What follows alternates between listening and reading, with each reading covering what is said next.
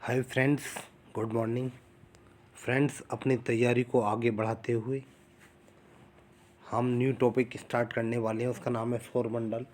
इससे पहले ऑलरेडी मैं आपको करंट अफेयर्स की वीडियो को दे चुका हूं।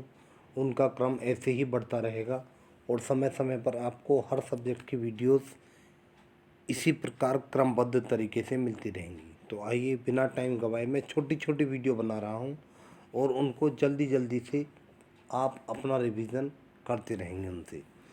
तो सौरमंडल का ये पार्ट 1 है, उसी के तहत हम स्टार्ट करते हैं। पहला क्वेश्चन हमारा बोल रहा है, फर्स्ट क्वेश्चन है, सौर प्रणाली की खोज किसने की थी? गैलीलियो, जे.एल. बेयर्ड, कोपरनिकस या केपलर? तो जो हमारी सौर प्रणाली है इसकी खोज कोपरनिकस ने की थी, यानी ऑप्शन नंबर सी हमारा सही आंसर है। ये जो कोपरनिकस थे ये पोलैंड के खगोलशास्त्री एवं गणितज्ञ थे। कहाँ गए थे? पोलैंड के खगोलशास्त्री एवं गणितज्ञ थे। इनसे पहले पूरा यूरोप अरस्तु की अवधारणा पर विश्वास करता था कि पृथ्वी केंद्र में स्थित है तथा तारे, सूरज आदि सब इसके चारों ओर घूमते हैं। कहने का मतलब ये है, कोपरनिकस से पहले अरस्तु की अवधारणा को ही माना जाता था, जिसके अनुसार पृथ्वी हमारे केंद्र में स्थित थी और सभी खगोलीय पिंड उसके चारों तरफ घूमते थे। लेकिन ऐसा नहीं है। केंद्र में क्या स्थित है? केंद्र में सूर्य स्थित है। आगे बढ़ते हैं। हमारा क्वेश्चन नंबर 2, सूर्य के चारों ओर घूमने वाले खगोलीय पिंड क्या कहलाते हैं? ग्रह, उपग्रह, क्षुद्र ग्रह या पुंछल तारा? तो जो सूर्य के चारों ओर घूमते हैं उन खगोलीय पिंडों को हम ग्रह कहते हैं, यानी ऑप्शन नंबर ए हमारा सही आंसर है। नेक्स्ट, किसी ग्रह के चारों ओर परिक्रमा करने वाले छोटे आकाशीय पिंडों को क्या कहते हैं? तो जो किसी ग्रह के चारों ओर परिक्रमा करते हैं उन्हें उपग्रह कहते हैं। क्या कहते हैं उन्हें? उपग्रह, यानी ऑप्शन नंबर बी। पृथ्वी का प्राकृतिक उपग्रह चंद्रमा है। जो पृथ्वी का प्राकृतिक उपग्रह है उसका क्या नाम है? चंद्रमा पृथ्वी का प्राकृतिक उपग्रह है। कहने का मतलब है, हमारी पृथ्वी तो सूर्य की परिक्रमा करती है, पृथ्वी को ग्रह कहते हैं, और चंद्रमा पृथ्वी की परिक्रमा करता है। चंद्रमा क्या है? चंद्रमा उपग्रह हुआ।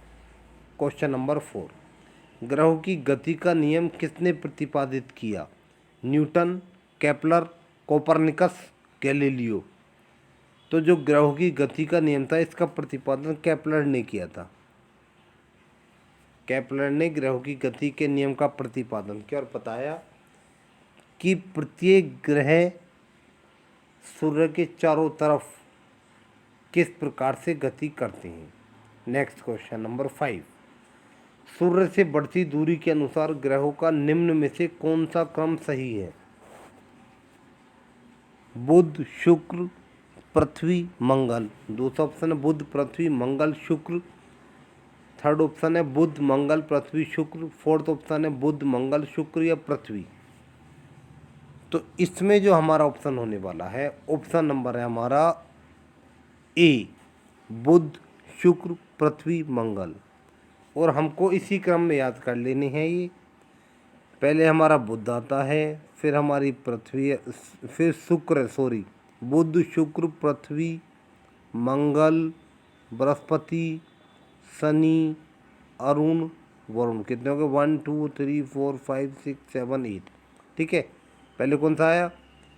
पहला आया हमारा बुध, फिर शुक्र, फिर पृथ्वी, फिर मंगल, फिर मंगल के बाद है हमारा बृहस्पति, शनि, अरुण, वरुण। ये क्रम हमको याद रखना है। इसके बाद हम नेक्स्ट आते हैं, पृथ्वी से बढ़ती दूरी के अनुसार ग्रहों का निम्न में से कौन सा क्रम सही है? देखो पहले क्या पूछा था? सूर्य से बढ़ती दूरी के अनुसार। अब क्या पूछा है? अब पूछा पृथ्वी से बढ़ती दूरी के अनुसार। ये ध्यान रखेंगे, ठीक है। तो मंगल, शुक्र, बुध या बृहस्पति। दूसरा ऑप्शन है शुक्र, मंगल, बुध या बृहस्पति। थर्ड ऑप्शन है शुक्र, बुध, मंगल, बृहस्पति। फोर्थ, मंगल, शुक्र, बृहस्पति या बुध। तो जो पृथ्वी से बढ़ता क्रम है वो हमारा क्या होगा, पृथ्वी से बढ़ते क्रम के अनुसार पृथ्वी का हमारा नज़दीकी ग्रह कौन सा है, शुक्र, फिर मंगल, फिर कौन सा है हमारा, फिर है बुध, फिर बृहस्पति। तो ऑप्शन नंबर कौन सा हो गया हमारा, बी हो गया है। ठीक है, ऑप्शन नंबर बी हमारा सही आंसर है। शुक्र, मंगल, बुध, बृहस्पति। ओके, ऑप्शन नंबर बी हमारा सही है। ठीक है, थोड़ा देखना पड़ता है, कंफ्यूजन हो जाता है समटाइम्स, नो एनी प्रॉब्लम। इसी के साथ अब हम अपने अगले क्वेश्चन पे आते हैं। क्वेश्चन नंबर 7 देखते हैं, क्वेश्चन नंबर 7 क्या बोल रहा है। आकार के अनुसार सौरमंडल के ग्रहों का अवरोही क्रम क्या है। अवरोही क्रम, एक होता है आरोही क्रम और एक होता है अवरोही क्रम। आरोही क्रम होता है असेंडिंग ऑर्डर, छोटे से बड़ा, और अवरोही क्रम होता है डिसेंडिंग ऑर्डर, बड़े से छोटा। ठीक है, तो जो हमारा सौरमंडल में ग्रहों का अवरोही क्रम है वो कुछ इस प्रकार होता है। पहले बृहस्पति आता है, शनि आता है, अरुण, वरुण। ठीक है, तो पहले हमारा कौन सा होना चाहिए, बृहस्पति, शनि, अरुण, वरुण। तो ये तो बृहस्पति, शनि, अरुण, वरुण तो सब दिए हुए हैं। इनके बाद फिर क्या आता है हमारा, फिर पृथ्वी। पृथ्वी के बाद कौन सा होता है, पृथ्वी के बाद हमारा आएगा शुक्र, पृथ्वी, शुक्र, मंगल एवं बुध। तो कौन सा हो जाएगा ये हमारा, पृथ्वी, पृथ्वी, शुक्र, मंगल एवं बुध। मीन्स ऑप्शन नंबर फर्स्ट हमारा सही आंसर हो गया इसका, 7th वाले का। ठीक है, तो इसका क्रम हमें क्या याद कर लेना है, आकार के अनुसार जो क्रम होता है, पहले बृहस्पति, शनि, अरुण, वरुण, फिर होता है आपका पृथ्वी, पृथ्वी होती है, पृथ्वी के बाद में शुक्र, मंगल एवं बुध होता है। ऑप्शन नंबर फर्स्ट हमारा करेक्ट आंसर है। इसी के साथ अब हम अगले क्वेश्चन पे आते हैं। नेक्स्ट क्वेश्चन हमारा बोल रहा है, निम्नलिखित में से कौन सौरमंडल का भाग नहीं है, क्षुद्र ग्रह, धूमकेतु ग्रह या निहारिका। तो ये जो हमारी निहारिका होती है ये हमारा सौरमंडल का भाग नहीं है, बाकी तीनों हमारे सौरमंडल के भाग हैं। देखो मैंने नीचे लिख दिया है, निहारिका या नेब्यूला ऐसे बादल होते हैं जो धूल, हीलियम और हाइड्रोजन के गैस के बने होते हैं। सिंपली कहने का मतलब है ये धूल, हीलियम और हाइड्रोजन के गैस के बादल होते हैं। आगे चलते हैं, हमारा क्वेश्चन नंबर है 9th।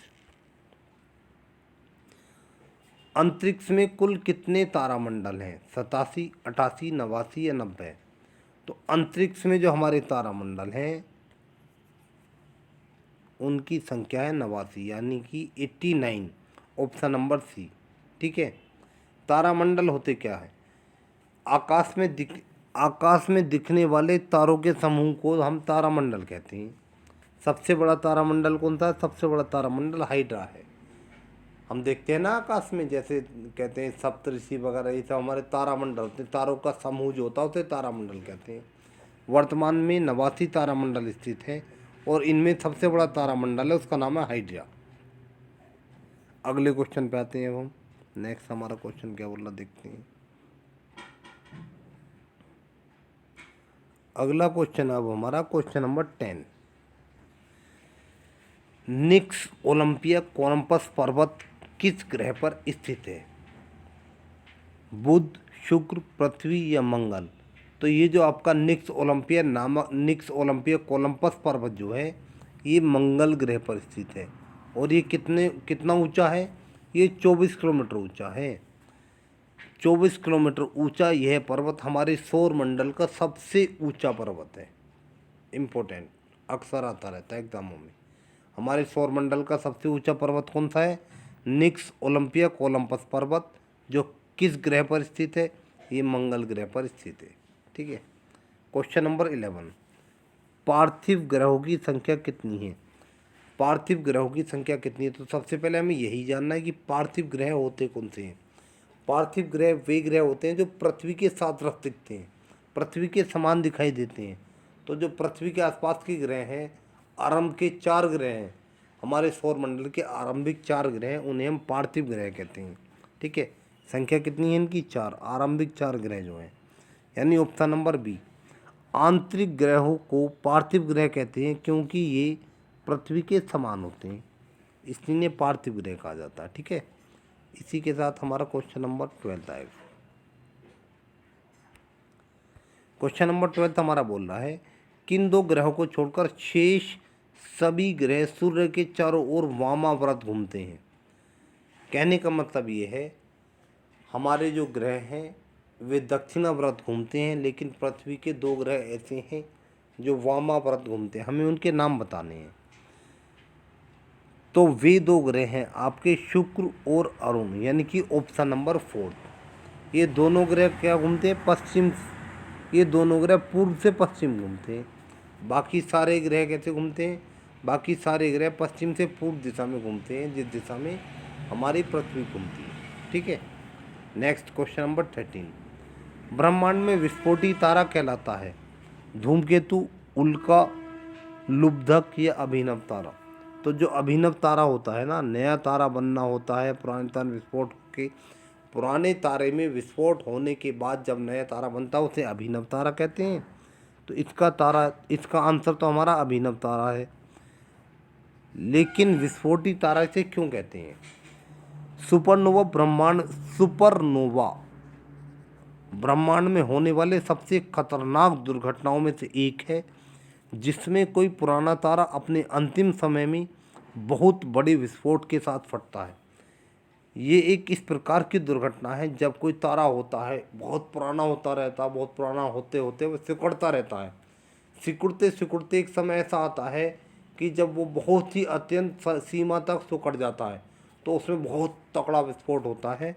और उसी विस्फोट को, और वह है विस्फोट जो होता है हमारे ब्रह्मांड की सबसे बड़ी दुर्घटनाओं में से एक दुर्घटना है। ठीक है, तो उसी के बाद हमारे अभिनव तारे का निर्माण होता है। तो इसे ही हम क्या कहते हैं? विस्फोटी तारा कहते हैं। 13 के बाद है हमारा क्वेश्चन नंबर 14, वैज्ञानिक जिन्होंने सर्वप्रथम खोज की थी कि पृथ्वी सूर्य के चारों ओर घूमती है। आशा करता हूँ कि इसे तो बता सकते हैं आप आसानी से। तो हमने अभी ही पढ़ा था, ऐसे वैज्ञानिक जिन्होंने सर्वप्रथम खोज की थी कि पृथ्वी सूर्य के चारों ओर घूमती है, वो कौन थे? वो थे कोपरनिकस। ठीक है, इनसे पहले अरस्तु की अवधारणा को माना जाता था।